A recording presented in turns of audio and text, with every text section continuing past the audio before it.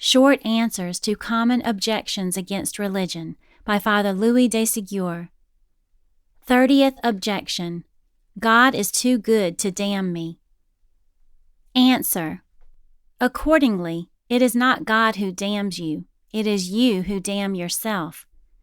God is no more the cause of hell than of sin, which has given birth to hell. Why then does he permit sin? Because having endowed you with the most sublime of all his gifts, that of intelligence, which renders you like to himself, and prepared eternal happiness for you, it was not fitting that he should treat you like an animal creation, who have not that intelligence and are only made for this world. It was not fitting that you should be forced to receive God's gifts. It was needful that you should employ your intelligence to accept freely and acquire for yourself the treasures of eternal bliss. This is why God has given to us, together with intelligence, moral liberty, that is to say, the faculty of choosing with our free will between good and evil, of following or shunning the voice of our merciful Father which calls us to him. This liberty is the highest mark of honor and love that we could receive from God. If we abuse it, the fault is ours, not his. If I were to give you a weapon to preserve your life if in any danger, would it not be a proof of my affection for you? And if, against my will, and despite all the warnings and instructions I gave you, so that you might make a good use of it, you were to turn this weapon against yourself, should I be the cause of your wound?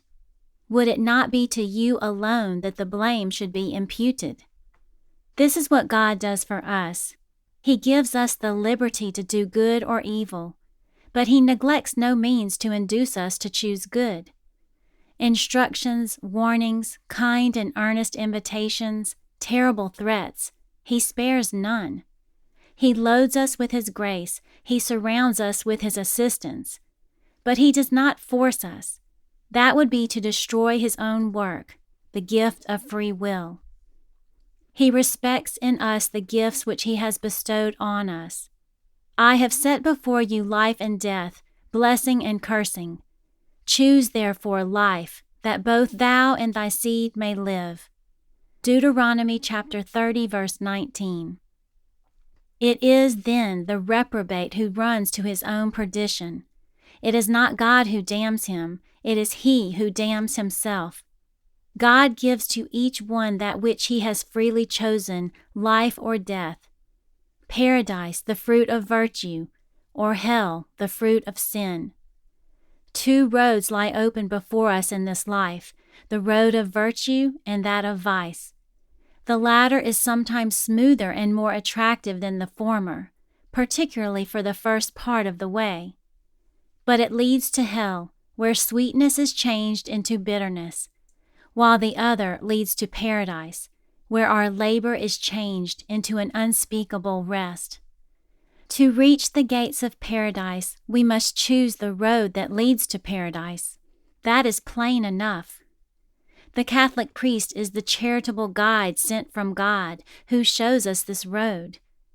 How many, alas, close their ears to his voice?